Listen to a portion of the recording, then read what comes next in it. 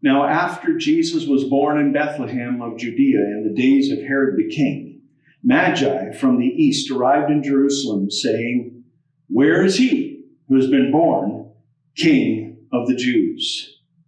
Over the last number of weeks, we've been looking at Jesus as King. And we've watched him from his birth right on through now to this past Sunday as the triumphant King, as he entered into Jerusalem. This verse from the beginning of the Gospel of Matthew has Magi coming from possibly Babylon to pay homage and give honor to the new king. 33 years later, Jesus enters Jerusalem the Sunday before Passover, and people hailed him as king, no doubt with thoughts of the prophet Zechariah ringing in their ears. "Rejoice greatly, O daughter of Zion. Shout in triumph, O daughter of Jerusalem. Behold, your king is coming to you. He is just and endowed with salvation, humble and mounted on a donkey." As we said last time, a king riding on a donkey was a symbol of peace. If they came riding on a horse, that was the conqueror. Either they had been away in battle and were coming back and conquer, or they were coming into the city to conquer because they had conquered the city. The crowds there were shouting, "Blessed is the King who comes in the name of the Lord." This whole scene greatly upset the religious leaders who had come out to see what all the fuss and commotion was about. And Luke tells us that some of the Pharisees in the crowd said to Jesus, "Teacher, rebuke your disciples." But Jesus answered, "I tell you, if these become silent, the stones will cry out." The word of this whole event got all the way to the palace of the governor. How could it but not? He had his finger on the pulse of that city like nobody else. He had to know everything that was going on. Because Matthew tells us that after Jesus was illegally arrested and tried by the Jewish leaders, they brought him to Pilate on trumped up charges. And in Matthew 27, it says there, "Now Jesus stood before the governor, Pilate, and the governor questioned him, saying, 'Are you the king of the Jews?' Jesus said to him, 'As you say.'" That's it. Pilate was puzzled by this man. He carried himself with great authority, yet he refused to answer his accusers. In John 19, we read this: "Pilate made efforts to release him, but the Jews cried out, saying, 'If you release this man, you are no friend of Caesar. Everyone who makes himself out to be a king opposes Caesar.'" Well, now Pilate had a problem. He was stuck between the proverbial rock and a hard place. Not only did he feel that this Jesus had done nothing wrong to deserve death, but his wife sent word that she had a nightmare because of this, in her words, righteous man, and that her husband shouldn't get caught up in this whole mess. That was the rock on one side. His own feeling about him, and his wife sort of giving him a warning. And the hard place on the other side was that the Jewish leaders were quoting Roman law, and they were right. Anyone who claimed to be a king was in direct opposition to rule of Caesar. So, if Pilate didn't act, these pesky Jewish leaders would blab what he'd do to Herod, his boss, and he'd probably get turfed. Now, because it was Passover, the governor was accustomed to release for the people any one prisoner whom they wanted. Kind of like we might call it a special Easter gift. At that time, they were holding a notorious prisoner called Barabbas. You see, Pilate was thinking, they're going to have to choose between their king, this guy who his wife called a righteous man, this guy who went around doing a lot of good things, or this notorious prisoner called Barabbas. So when the people gathered together and pointing to Jesus, Pilate said to them, "Behold your king." And Pilate intended for them to choose Jesus to release because he was well aware that it was out of envy they handed him over to them. Pilate was hoping that Barabbas, the only other option for release, would shock them back to reality of what they were doing. But it didn't work. They cried out, "Away with him! Away with him! Crucify him!" Pilate said to them, "Shall I crucify your king?" And the chief priests answered, "We have no king but Caesar." Whoa. Wait a minute here. We have no king but Caesar? The chief priests said that? The Jews were only supposed to acknowledge God as king. What a statement. How far down can people sink when hatred and envy are in the driver's seat? Wow. After Pilate caved in to the crowds, Jesus was handed over to the Roman executioners. Can you imagine? Can you imagine being led off by 2-3 soldiers into what is called the Praetorium? It's a kind of a stone-paved area. It's quite large, maybe 3 times the size of this little sanctuary, maybe larger, 4 times the size, twice as wide, twice as long. And probably rooms all the way around it, open air and up on the top, no roof over it, but rooms over the side, like side rooms, the barracks or whatever else might have been there. And the entire thing, it says a whole cohort, the entire thing would have been lined with soldiers, all standing around. They wanted to see something happen. And he's brought in to stand somewhere probably about the middle. And I can almost imagine, hey, did somebody say this guy's a king? Well, let's honor him. Hey, yeah, get that scarlet robe out of the storeroom. A king should wear royal colors after all. And somebody else, yeah, but only royal colors. Strip him naked and then put the robe on him. Loud laughter rings out. Oh, the soldiers were only just getting warmed up. Life as a Roman soldier far away from home in this piddly little backwater of Palestine was boring and at times cruel. And there was precious little to laugh at and have fun about. So they were going to make the best of this opportunity. A king, eh? The Jews have a king. Well, where's his crown? A king needs a crown. Somebody get the king a crown. Here, as one steps forward to place a ring of woven thorns on the king's head. Laughter rings out. Oh, this is good. What about a scepter? If he's a king, he needs a scepter.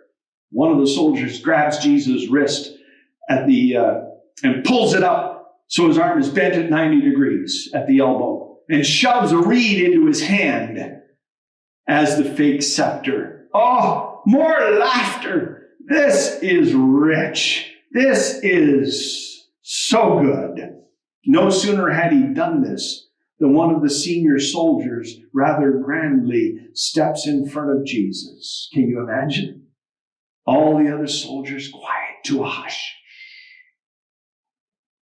And then he takes his helmet off, tucks it under his arm, and then slowly lowers to one knee all the way down the ground and looks up and says, "Hail, King of the Jews!" Oh, wow! What laughter peals out, everybody backslapping and half bent over laughter. This is great. One after the other follows suit. Hail, King of the Jews! They kneel in front of him. They stand up and spit in his face. Others stand up, grab the reed out of his hand and beat him over the head with it and shove it back in his hand. Oh, this is fun. Oh, this is fun. Oh, Jesus, King of heaven. Oh, Jesus, my King. This is no way for you to be treated.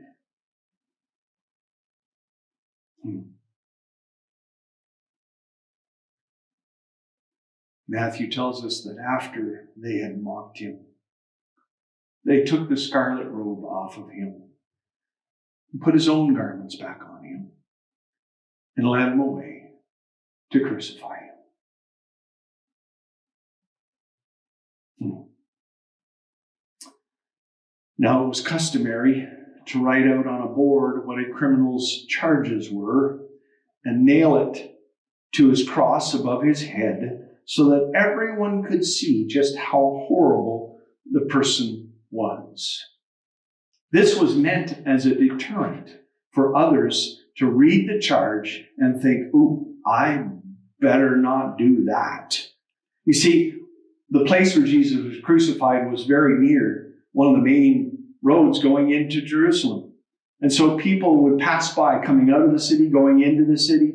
They would pass by and look up and read the charge and, ooh, okay.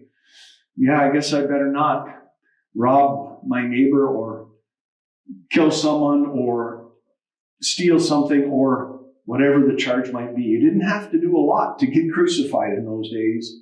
And Pilate also wrote an inscription and put it on the cross. It was written, Jesus the Nazarene, the King of the Jews. And therefore, many of the Jews read this inscription, for the place where Jesus was crucified was near the city. And it was written in Hebrew, Latin, and in Greek. Hebrew, the official language of Palestine. Latin and Greek, the official languages of Rome and the Roman world. I got to tell you, this really upset the Jewish leadership. So they stormed back to Pilate demanding, don't write the King of the Jews, but that he said, I am the King of the Jews. Pilate had had enough already of this whole sordid affair. And he answered, what I have written, I have written. Now they were stuck. These Jewish leaders were really stuck. The official Roman charge was that Jesus was their king. And both Jews and Romans were walking by the scene, looking at the board nailed above his head, king. Questions were starting to be asked. Sideways glances were being thrown toward the chief priests and the elders and the rulers. What in the world's going on here? King? What? Well, the religious leaders couldn't let this go on. They had to do something. Deflect. That's it. We'll deflect.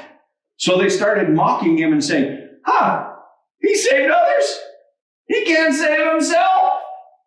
Looking at the crowds of people and pointing up to this pathetic, bruised, bleeding figure, they shouted, he's the King of Israel. I'll let him now come down from the cross and we'll believe in him. Some king. Ha! Look at him. Just look at him.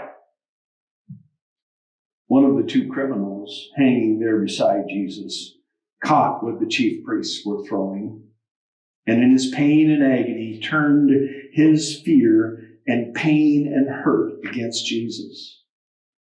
Hey, you supposed to be some king? Some Messiah? Well, save yourself. And while you're at it, get us, me and this other guy out of here too. Yeah, right. Some king you are. But the other guy, hanging on the far side of Jesus, had been watching and listening. And what he saw and heard made him think a lot. Romans only executed criminals. But this guy didn't act or sound like one. He didn't curse his executioners. He didn't rail against the Jewish leaders who were making fun of him, trying to humiliate him. He actually heard this Jesus breathe a prayer of forgiveness toward all of them. Who does that? This guy was different. He wasn't like any man he'd ever seen before. There was love and righteousness oozing out of him in all directions. He could feel it. Slowly, gradually, as this criminal listened and watched, a possibility was soaking into his soul. He saw the sign above Jesus' head, King. Maybe he is a king. The conviction grew in his soul until he was sure of it. Jesus was really and truly a king. Not just a king, but the king. So when the other guy was slinging abuse on Jesus, he shouted back, "Hey, don't you fear God? Since you're under the same sentence of condemnation, you and I, we're suffering justly because we're getting what our deeds deserve. But this man, he hasn't done anything wrong." I can almost imagine someone standing close by hearing and then shouting back up to this guy, "What planet are you on, buddy? Hasn't done anything wrong? Wow, are you ever messed up?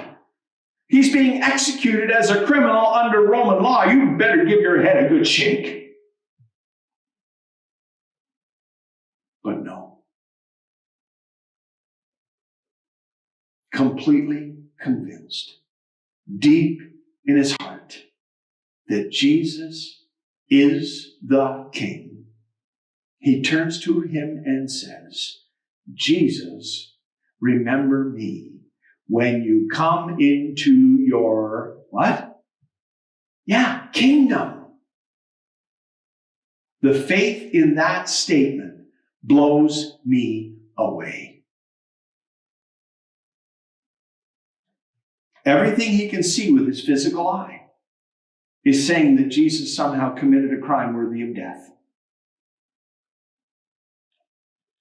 But he wasn't just looking with the physical eye, was he? He was discerning something spiritually. Essentially, this guy is saying, "Jesus, I believe you are the King of the heavenly kingdom.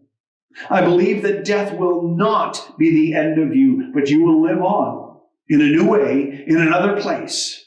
All I ask is that you remember me when you get there." Tenderly, the King turns to this man and says, "Today you will be with me in paradise." Slowly, life drains out of the King. And when one last breath, he exhales the words, "It is finished." Yes, it is finished, my King. You may rest now. Your work is done. You have defeated the enemy. Rest well, my King. Go to your Father. O King, victory is yours. Victory is yours. Hail, King of heaven and earth.